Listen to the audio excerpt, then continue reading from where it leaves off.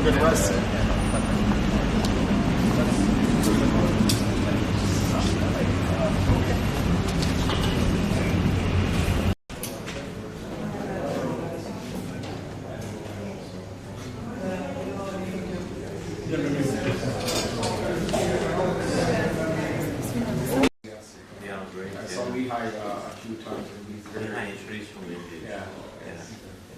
you know, it would be great if we would have a lot of substance, you know, move on to that. No, I mean, the last years at the Council of Europe, nothing to say the South has 2021. So, I mean, it's a lot of good work that has been done when it comes to the substance. Нашата држава во Советот на Европа. Во текот на овие 3 децении, како полноправна членка на организацијата, созреавме како демократско општество, но и активно придонесуваме кон мисијата на Советот на Европа, заштитата на човековите права, демократијата и владењето на правото. Изразив благодарност за континуираната поддршка што ја добиваме од Советот на Европа, особено преку експертската помош во подготовка на важни законски решенија и акцијскиот план за малцинства, како значаен сегмент од нашиот европски пат. Посебно задоволство изразив што напредокот на нашата држава и покрај бројните предизвици беше препознаен со затварањето на постмониторинг диалогот од страна на парламентарното собрание на Советот на Европа во јануари оваа година. Тоа за нас представува признание, но и дополнителна обврска да продолжиме со уште посилна посветеност кон европските вредности, со потпишување на Конвенцијата за основање на Комисијата за побарување за Украина за време на министерската сесија на Комитетот на министри во текот на следната недела. With you and to have this conversation about what is now in front of us, which challenges we are just addressing, knowing that North Macedonia is playing a very important role for the stability, for the democratic resilience in the whole region and for the continent. And in this geopolitical environment, maintaining democratic trust, maintaining interethnic cohesion, strong institutions is absolutely essential, not only for the countries, not only for the member states, but also for the stability of Europe as a whole. And the Council of Europe has exactly this role, developing a common legal space for member states, with member states, to be able to address those issues together with one clear message: democratic security and stability in different regions in Europe go hand in hand. And I say this that we can count on the support from North Macedonia doing this. And we will have also the next occasion very soon to continue on this. It will be a pleasure to see you again in Strasbourg, by the way. You can remember that we had different excellent meetings together.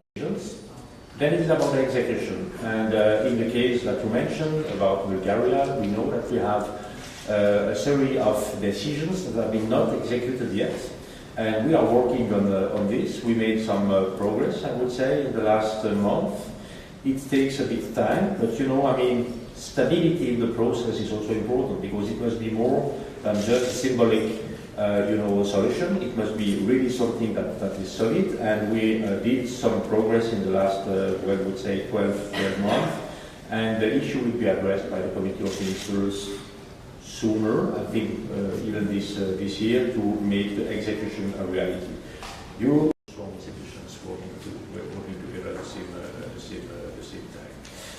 time. I want also to address here the role of the Council of Europe and the collaboration we have in a very concrete way. You mentioned artificial intelligence. We will have the occasion to sign the convention tomorrow. You mentioned the Claims Commission for Ukraine. Thank you for joining and for the strong dedication the country has to European values, to the European family. I mentioned also in this context the interethnic cohesion. We are also working with North Macedonia on the minority rights and those elements, and I want also to commend to encourage the swift adoption of the action plan. You mentioned this in the collaboration we have on advancing the rights of persons of critical importance in a democratic society, really critical importance. That's the reason why, by the way, the Council of Europe developed a specific convention protecting lawyers from adverse actions, and I know that North Macedonia signed it, as well as Bulgaria. It's not in force until now because it is developed right now, but it is an important element recognizing the importance that lawyers have in a democratic life.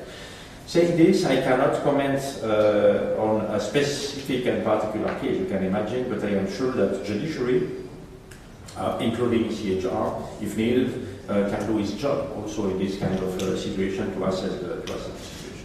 Yes, we made, I would say, quite good progress in the last 12 months. It was better than before.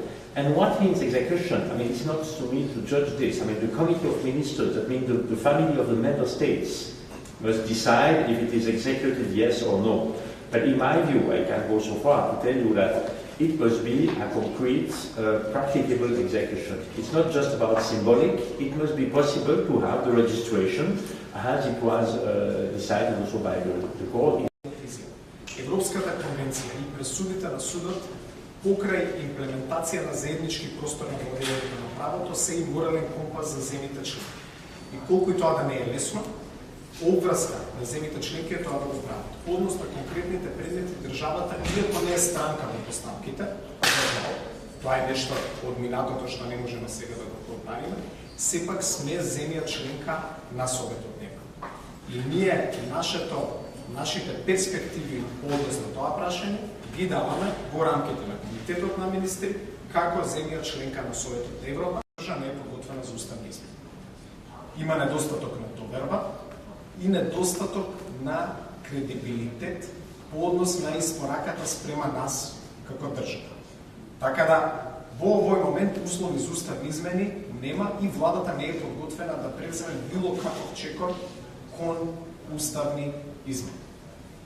Дали ние правиме конкретни работи поврзани со нашата европска перспектива, не сакам да бидам репетитивен, бидејќи ова е тема што е многу актуелна во последниот период, да правиме.